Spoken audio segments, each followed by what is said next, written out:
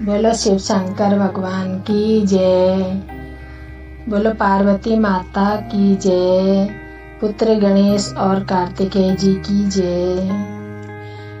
साथियों, आज हम आप सबको भगवान भोलेनाथ जी की असीम अनुकंपा के बारे में कहानी बता रही हूँ। परंतु भगवान की कृपा हमको तभी प्राप्त होती है जब हमारी किस्मत में वो चीज़ें होती हैं समय से पहले और भाग्य से ज़्यादा, जो कि बोला गया है किसी को नहीं मिलता, वही इस कहानी में स्पष्ट है। अगर हमारी किस्मत में जो चीज़ें नहीं हैं तो भगवान की इच्छा होने पर भी हमें वो नहीं मिल सकती हैं, क्योंकि अपने कर्मों का भोग हमको करना पड़ता है। इसलिए जो भी चीज़ें अपने पास हैं उनमें संतुष्ट रहना चाहिए। और वर्तमान में हमको जब सब कुछ समझ है तो हमें अच्छे कर्म करना चाहिए, ताकि हमारा आने वाला समय ठीक बन सके। जो हमारे पास आज है वो हमारे पिछले कर्मों का फल है। पिछले कर्म जो हमने जाने अनजाने में किए होंगे उनका फल आज हम भोग रहे हैं। इसलिए अच्छे कर्म करते हुए अपने दिनों को अच्छा बनाना चाहिए। आइए कथा सुनते हैं। एक गांव में दो गरीब व्यक्ति रहते थे। वो शरीर से भी थोड़ा सा हाथ पांव से कमजोर थे।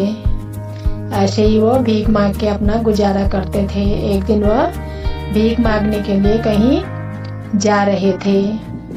रोज रोज उनकी ऐसी दीन दशा देखकर एक दिन पार्वती माता को उन पर बहुत दया आ गई और उन्होंने भगवान भोलेनाथ जी से बोला, हे प्रभु, आप तो भोलेनाथ हैं, दीन दयालु हैं, आपके लिए कुछ भी असंभव नहीं है, कृपा करके इनका दुख दूर कर दो। तब भगवान भोलेनाथ जी बोले, पार्वती, जिसकी किस्मत में जो परेशानी या जो आराम जो भी है होता है वो उसको भोगना ही पड़ता है। इनकी किस्मत में यही लिखा है, इनके पुराने कर्मों का यही फल है। तब पार्वती माता ने बोला, प्रभु, मुझसे इनका दुख देखा नहीं जाता, इसलिए इनका दुख तो आपको दूर करना ही पड़ेगा। बाकी जो इनके कर्मों का फल होगा ये अपने आप भोगेंगे। पार्वती माता के बार बार आग्रह करने पर भगवान भोलेनाथ जी ने, जहाँ से वो दोनों भिखारी जा रहे थे वहाँ रास्ते में सोने चांदी से भरा हुआ एक छोटा सा संदूक रख दिया। बोला, ये ले जाएंगे और इनकी गरीबी दूर हो जाएगी और आराम से अपने दिन बिताएंगे।